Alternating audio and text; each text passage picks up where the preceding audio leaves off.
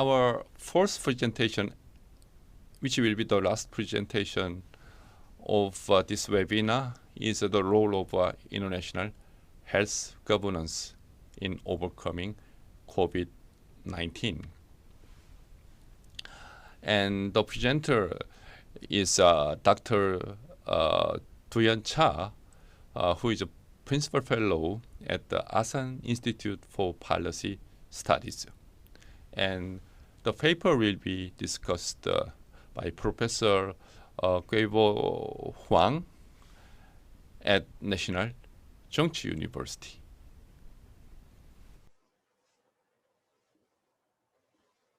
Hello, let me introduce myself. My name is Du-hyeogn Cha, Principal Fellow of Asan Institute for Policy Studies. First and foremost, I would like to say that it's my great privilege and honor to discuss with distinguished scholars and practitioners on issues with the COVID-19 pandemic.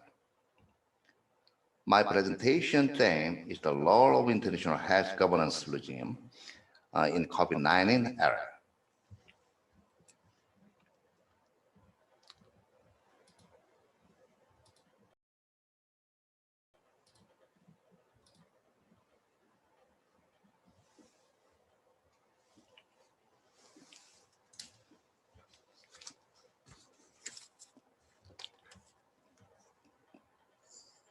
One year and a half after the outbreak of COVID-19, the world is showing a distinct different pulse rate. International relations, which have been characterized by mutual exchange and communication following globalization, take a certain level of insulation for granted along with the pandemic of COVID-19.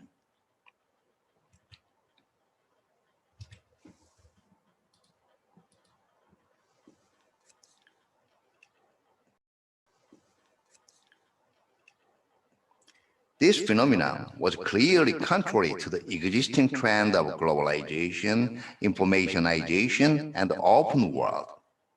Localization, information concealing, and the disconnected world have replaced it.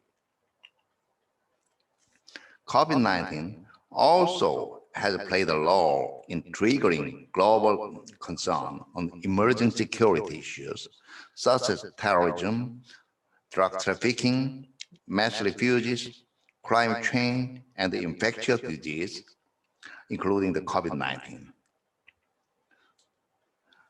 All of these issues have not been well highlighted by conventional security, but has not led to cooperation among countries. Conventional wisdom led to the emerging security was that international consensus was great in this field, and that the cooperation among countries should be promoted if emerging security issues won't take place.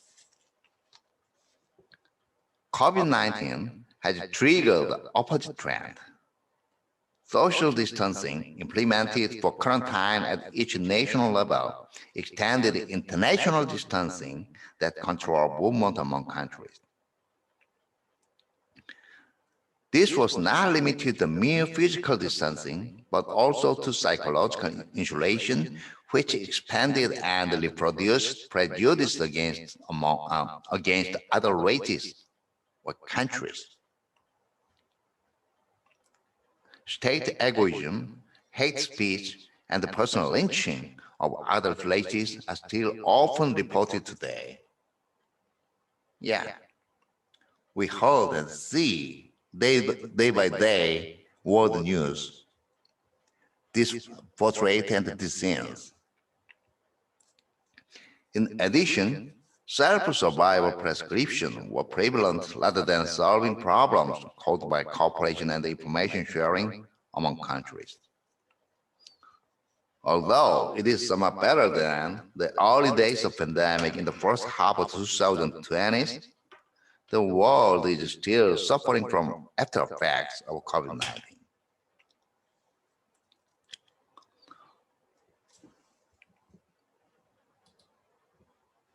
One of the main reasons for the increased anxiety of the nation or individual in this new infectious disease is that the international, the international government system to manage the issue has really and or poorly worked.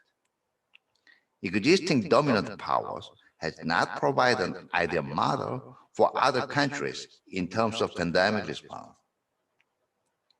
China was reluctant to share accurate information with the initial phase of pandemic and showed poor management in immigration and overseas travel. The United States focused on criticism of the cause of the outbreak and America first rather than on global prescriptions. Despite its advanced medical system, the United States has rapidly exposed itself to infectious disease as was once the world's largest victim. Russia was also one of the world's top 5 infected countries in the early stage of pandemic. The European Union countries also failed to show a consistent and reasonable response as one of the major affected areas of COVID-19. And Japan suffered from the delay of the Olympic Games and the change of its government. In particular, the confrontation between the United States and China in the course of pandemic is fueling concerns of the future international order. This is because the competition between the United States and China under the COVID-19 situation has no longer been limited to trade balance or science and technology security, but that was turned into something about the superiority of values and systems. The United States named the infectious disease the Wuhan virus and saw the pandemic as not just a mistake, but a problem with the Communist Party's control of information and people. So to say, the origin of the problem is not the pandemic itself, but the Communist Party system and the authoritarian rule of China. China rather led the conspiracy theories that the United States could be the origin of infectious disease, while reluctant to share accurate statistics on infectious disease internationally. The strategic competition between the United States and China was not caused by COVID-19, but it is clear that the United States-China strategic competition has intensified by the COVID-19. Also, the antagonism between the two dominant powers made the international cooperation to overcome making infectious disease more difficult. Now, we clearly see the division of world opinion and some case of a new cold, some case as a status of that can be called new Cold War. The United States and China comprehensively crashed in various areas, including the public diplomacy. Now, the United States proclaimed America is back, while the China actively carry out the wolf warrior diplomacy. In this situation, the sectors of cooperation decrease more and more, and in turn, it deteriorates the suffering of underdeveloped countries.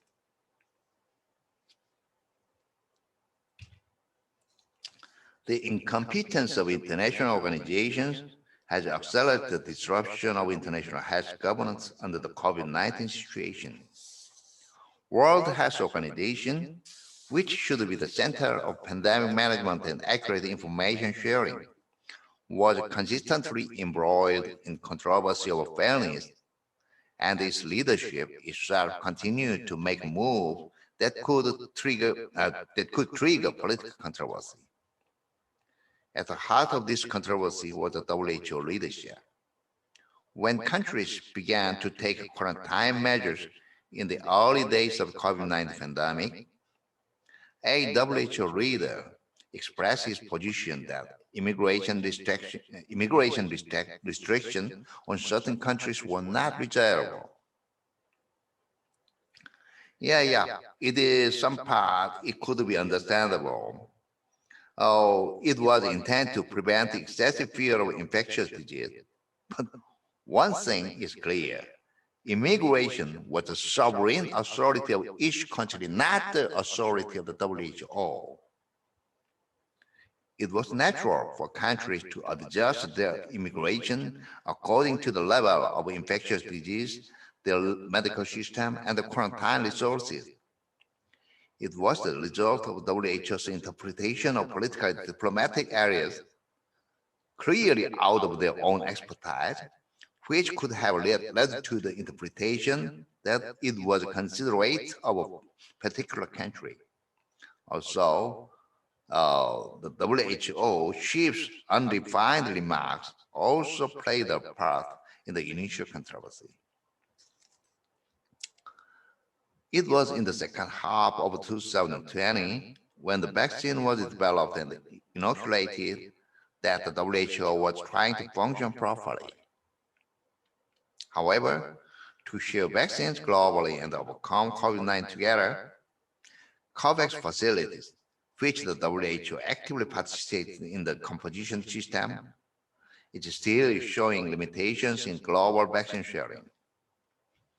With the launch of the Biden administration, the United States returned to the WHO, but the world's trust in the WHO will not return early. As COVID-19 still rages, the world is now at a time of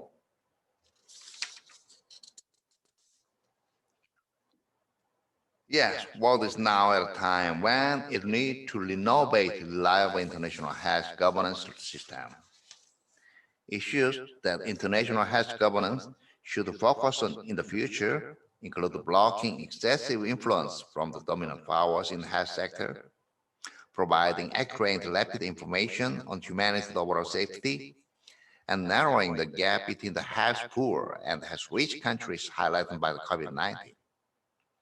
Much of the controversy over WHO's role in the COVID-19 pandemic has been linked to the election of the WHO leadership and to organizations' management of leadership. Now it is time to find a way to keep certain countries from using international organizations or their leadership as an agent or proxy. In addition, although COVID-19 has briefly caused the opposition phenomenon, it is necessary to share the belief that the information is openly shared and that free movement of personnel and materials guarantees a better world. Yes, we return to the belief that the free and open exchange of the people and the goods and the information is the dynamics and the core centers of this age, the age of information and the globalization. Finally, it should be noted that the countries that suffer the most from the COVID-19 are mainly underdeveloped countries. This could amplify the traditional international gap between rich and poor, which we must address as a common problem. In this regard, active cooperation and the role of Korea and the other middle power countries are required. Yes, as all of us know, the situation invoked by the COVID-19 is not ended. The restorement of international cooperation and the restoring of the spirit of the solidarity of the humanity will be important even in the future. Thank you for listening. Ladies and gentlemen, I would like to extend my gratitude to the organizers for inviting me to this very important international conference on the COVID and its impact on East Asia. Today, my job as a discussant is to talk about my take and my reflection after having read Dr. Cha's research and presentation topic, that is the role of international health governance regime in overcoming COVID-19. I think that's a very timely topic, particularly when Taiwan is now being hit by the COVID-19 after more than a years of safe environment and protection. So let me begin by saying that I think I agree with Dr. Cha that COVID-19 is an emerging security threat. And I would also like to add that COVID-19 can serve or can be a challenge on the pandemic control and prevention at regional and global level. So my point is that COVID-19 can be both an emerging security threat and a challenge on the pandemic control and prevention. Having seen all these countries' reactions during the pandemic, I think now I can say that boldly that the realism is still there. That is, a prevailing realism reflects how human nature responds to the COVID and how self-preservation or self-protection, as underlined by realism, has been the main strategic thinking of a lot of countries affected by the COVID-19. But having read Dr. Cha's presentation materials, I would like to say that maybe we can think about the following question. That is, what can we try? What we can try to enhance or better a global or international health regime? Because no single country in the world can handle this COVID or other health security issues alone. We need a collective effort under one or more global and regional regimes so that human beings' security and health can be preserved. So I think I would recommend Dr. Cha to further explore his definition of an international health regime, because to me, I think there are a lot of international health regimes, either explicitly or implicitly designed by countries or by non-state actors. So according to Stephen Krasner, I think people like us studying international relations know that regime refers to implicit or explicit principles, norms, rules, and decision-making procedures around which state and non-state actors' expectations converge in health issues. So I think there are four major components: principles, norms, rules, and decision-making procedures. Having seen the spread of the COVID-19, I think in terms of any important international health regime handling the COVID, I think the principles remain unchanged. That is, to better human beings' health and living condition. But I think the rest of the major components, that is norms, rules, and decision-making procedures, appear too fragile to tackle the problem. That is why I think if we can look at the definition of an international health regime and look at its four major components, then probably we can investigate further how we can better our management and prevention of such a serious pandemic. In addition, I would also like to offer my thoughts on how we can examine the functioning or development of such an international health regime. According to Argivall and Dupont in 2015, I think, there are a couple of ways of examining an international health regime. Basically, they point out three elements. The first element is strength, the strength of such a regime. The second is nature of the regime. And the last but not least is the scope of the regime. So I would like to recommend Dr. Cha to follow what they suggest, that is strength, nature, and scope, to examine what his ideal international health region would look like and would function. To further elaborate on these three important elements, strength, meaning strictness of rules that regulate national behavior. Nature, sometimes I would call it openness or inclusiveness, refers to openness and inclusiveness promoted by state engagements or state and non-state actor engagements. Last, as I say but not least, is scope. Scope refers to the number of issues as well as the number of actors involved.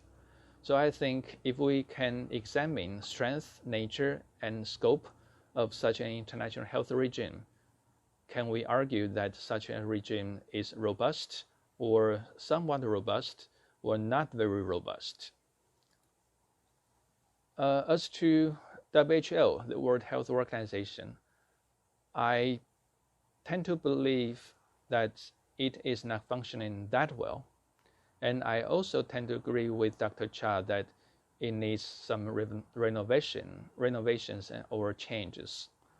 I think that the WHO has been more a discussion, coordination, and standard setting venue than an organization with authoritative power that can dominate a lot of critical issues. In WHO, I think contending universal applicability of global and regional governance approaches that differ owing to respective understanding about universal values still exist. That is, no matter what kind of universal value jargons states or non-state actors have been arguing, but I think there are still contending universal values and definitions because people from different countries would have different understanding about what universal value refer to. And that is an unavoidable phenomenon in almost every major international organizations, which make the WHO less capable of managing such an emerging security threat in international security and international relations.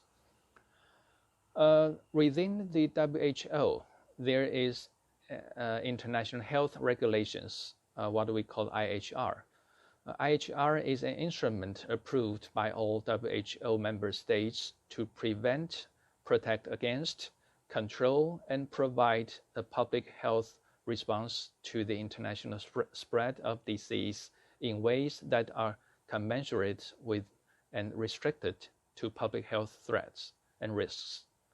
So I think it has been modified in 2005. That has become one of the important consensus among WHO member states in order to achieve better international health condition. Under the IHR, there are at least 4 major components to realize the goals set up by the member states.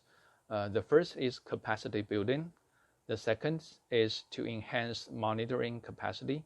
And the third is to have a more immediate report back to the WHO and necessary agencies. And the last but not least is to better risk assessment and management. So I think the basic goals laid out by the IHR have been well done and well taken. What we need for now is a further step by all member states of the WHO to further realize or further to solidify the IHR jointly approved by the WHO members. That being said, I still think this is something that I have a little difference from Dr. Cha's observations and presentation. That is, I still think this pandemic prevention and control is still a game that needs big powers.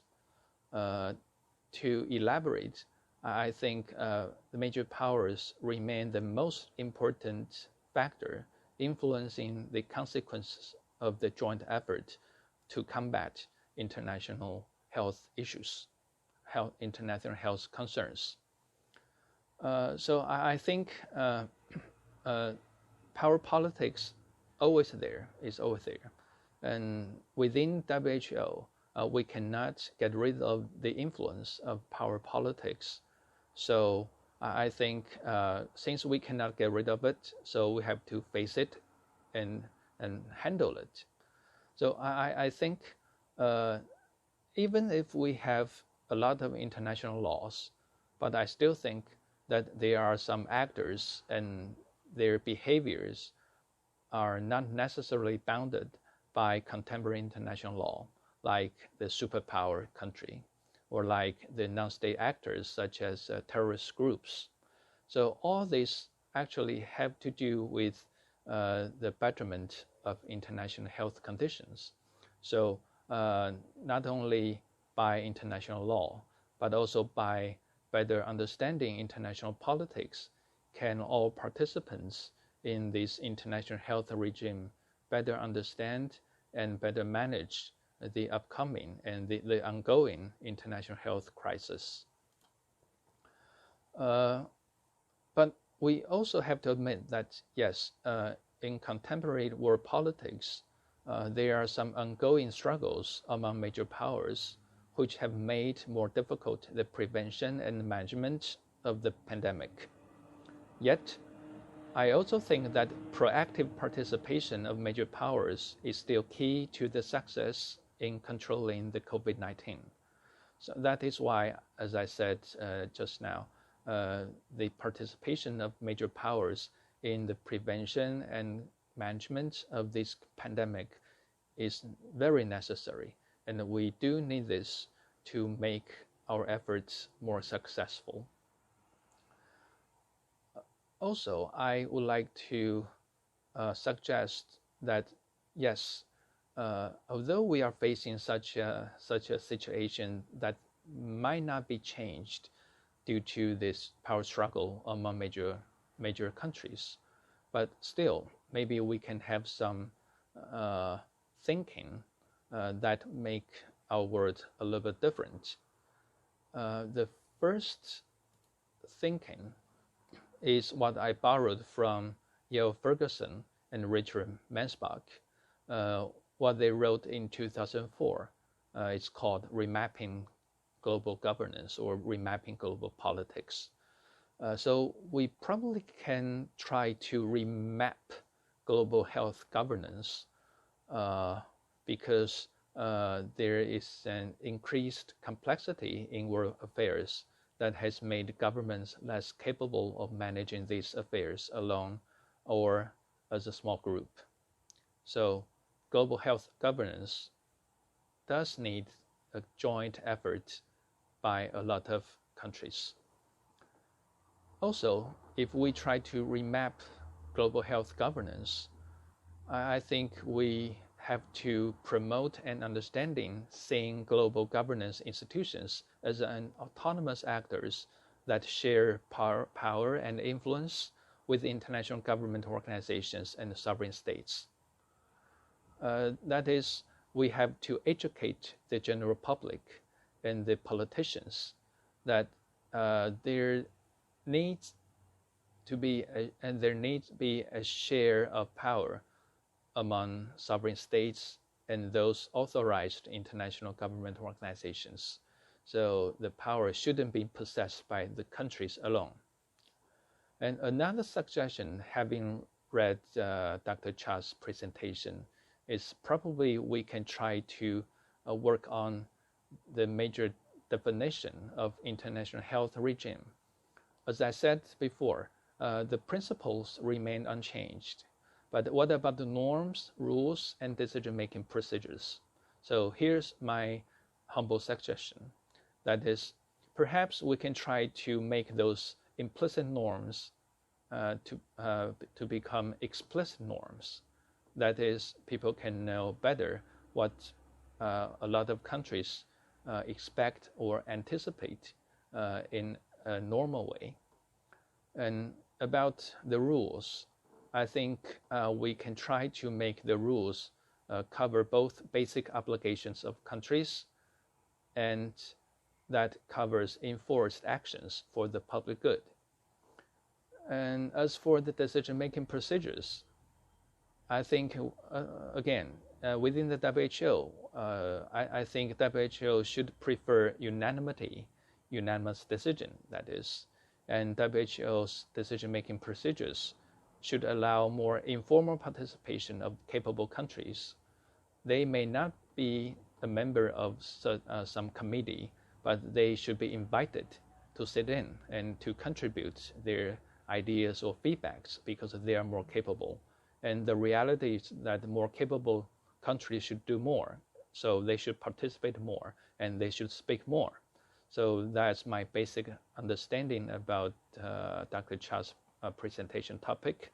And also I throw my 2 cents in hope that you can think further about this important topic.